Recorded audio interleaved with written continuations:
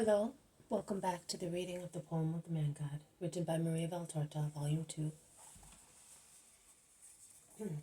Chapter 165, Part 2, The Election of the 12 Apostles.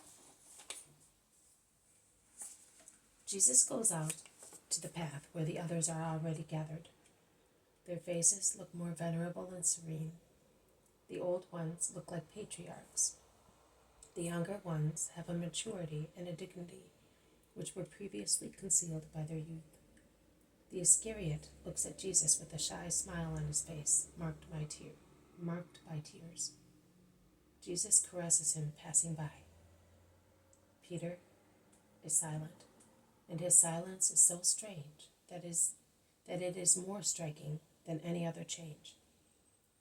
He looks at Jesus attentively, but with a new dignity that makes his bald forehead look more spacious and his eyes more severe, whereas before they were full of gentle intelligence only. Jesus calls him near himself and keeps him there while waiting for John, who at last comes out. I could not say whether his face looks more pale or more flushed. It is certainly burning with a flame that does not change its color, and yet is most obvious. They all look at him. Come here, John, near me, and you too, Andrew, and you, James of Zebedee. Then you, Simon, and you, Bartholomew, Philip, and you, my cousin, and Matthew, Judas of Simon, here in front of me. Thomas, come here, sit down. I must speak to you. They all sit down quietly, like good children, all engrossed in their internal world, and yet paying attention to Jesus as they never did before. Do you know what I have done to you? You all know. Your souls told your minds. But your souls, which were the queens these past days, have taught your minds two great virtues, humility and silence, the son of humility and prudence, which are the daughters of charity. Only 8 days ago you would have come to proclaim your cleverness and your new knowledge, like clever children who are eager to astound people and overcome their rivals. Now you are silent. You have grown from children into adolescence, and you are already aware that such a proclamation might humiliate a companion who was perhaps less helped by God, and therefore you do not speak. You are also like pubescent girls. The holy reserve concerning the change that revealed the nuptial mystery of souls with God was born in you. These caves seemed cold, hostile, and repulsive on the first day. Now you are looking at them as if they were bright, scented nuptial rooms. You have met God in them. Before you were aware of him, but you did not know him in the intimacy that blends two into one. Amongst you, there are some who have been married for years, some who have had but a disappointing relationship with women, some who are chaste owing to various reasons. But the chaste ones now know what perfect love is, as the married ones know. Nay, I can say that nobody knows what perfect love is, as he who is unaware of carnal lusts, because God reveals himself in his fullness to the pure, both because he takes delight in giving himself to those who are pure, as he, the most pure one, finds part of himself in the creature free from lust, and because he wishes to compensate the creature for what it desires itself, what it denies itself for his love. I solemnly tell you that because of the love I have for you and of the wisdom I possess, if I did not have to accomplish the work of the Father, I would keep you here and be with you isolated, as I am sure that I would soon make great saints of you, and you would no longer be subject to confusion, defections, failures, slackening reoccurrences. But I cannot. I must go, and you must go. The world is waiting for us, the desecrating world, which needs teachers and redeemers, is waiting for us. I wanted you to know God, so that you may love him more than you love the world, which with all its affection is not worth one single smile of God. I wanted to make it possible for you to meditate on what the world is and what God is, so that you may yearn for what is better. At present, you are yearning only for God. Oh, I wish I could secure you in your yearning of the present moment. But the world is waiting for us, and we shall go to the world, which is waiting for us, for the sake of the holy charity that by my order is sending you to the world as it sent me. But I implore you, lock in your hearts, like a pearl in a coffer, the treasure of the past days in which you have examined, cured, elevated, renovated, and united yourselves to God. And keep and preserve these precious memories in your hearts, like the witness stones erected by the patriarchs in remembrance of the alliance with God. As from today, you are no longer my favorite disciples, but the apostles, the chiefs of my church. All the hierarchies of the church throughout centuries shall descend from you and will call you masters, having as their master your God in his treble power, wisdom, and charity. I have not chosen you because you are the most worthy, but for a number of reasons that you need not know now.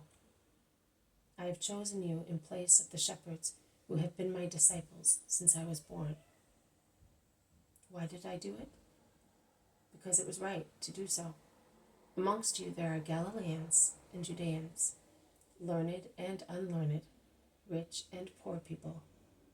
And that is because of the world, that it may not say that I have chosen one category only. But you will not be sufficient for everything there is to be done, neither now nor later. Not all of you will remember a passage of the book. I will remind you. Book 2 of Chronicles, chapter 29, tells how Hezekiah, king of Judah, and the temple purified. And after it was had the temple purified, and after it was purified, he had sacrifices offered in atonement for his kingdom, for the temple, and for the whole of Judah. And then the offerings of the single individuals began.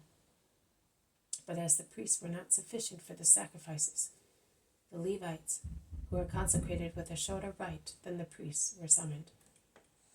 That is what I will do. You are the priests who have been prepared by me, the eternal pontiff, diligently and for a long time. But you will not suffice for the work, which is much more extensive than the sacrifice of the offerings of individuals to the Lord their God. I will therefore associate with you the disciples who will remain such, those who are waiting for us at the foot of the mountain, those who are already higher up, those who are spread all over Israel, and that later will be spread all over the world. They will be entrusted with equal tasks, because the mission is only one, but their position will be different in the eyes of the world, but not in the eyes of God, where there is justice, so that the obscure disciple, ignored by the apostles and by his brethren, who lives a holy life, taking souls to God, will be greater than a known apostle, who has only the name of apostle and lowers his apostolic dignity for human purposes. The task of the apostles and disciples will still be the same as the task of the priests and Levites of Hezekiah, to perform the rites of the cult, to demolish idolatries, to purify hearts and places, to preach God and his word. There is not a more holy task on the earth, neither is there a dignity higher than yours. That is why I said to you, listen to yourselves and examine yourselves. Woe betide the apostle who falls. He drags many disciples with him, and they drag a greater number of believers, and the ruin grows larger and larger like a falling avalanche, or a ring that expands on the lake when several stones are thrown in the same spot. Will you all be perfect? No. Will the spirit of the present moment last? No. The world will throw its tentacles to choke your souls. That will be the victory of the world, to extinguish the light in the hearts of saints. The world, a son of Satan for 5 tenths, a servant of Satan for 3 more tenths, indifferent to God for the remaining 2 tenths. Defend yourselves from yourselves, against the world, flesh, and the demon. Above all, defend yourselves from yourselves. Stand on your guard, my children, against pride, sensuality, duplicity, tepidity, spiritual drowsiness, and against avarice. When your inferior ego speaks and moans over alleged cruelty to it, hush it up by saying, for a moment of hardship, which I give you now, I will procure for you and forever the banquet of ecstasy that you enjoyed in the mountain cave at the end of the month of Shabbat. Let us go. Let us go and meet the others who in large numbers are waiting. My coming. And then I will go for a few hours to Tiberias, and you, preaching me, will go to wait for me at the foot of the mountain that is on the road leading from Tiberias to the sea. I will come up there to preach. Take your bags and mantles. The retreat is over, and the election has been made. 17th May, 1945. Jesus says, you are not feeling well, and I will leave you in peace. I only wish to point out to you how a sentence omitted or a word wrongly copied can alter everything. And you, my writer, are alive and can make the correction at once. So consider and try to understand how 20 centuries have deprived the gospel, the apostolic gospel, of parts that did no harm to the doctrine, but prevented it from being easily understood. This, if we go back to the origin, we find that it is still the work of disorder, explains many things, and lends itself to the children of disorder for so many more things. And you can see how easy it is to make errors in copying. Little John, be good today.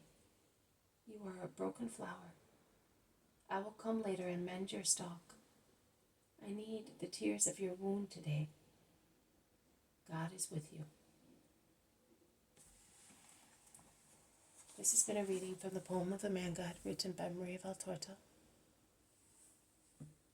Volume 2, Chapter 165, Part 2, The Election of the 12 Apostles. Thank you for listening. I will see you tomorrow. May God bless you, and may peace be with you.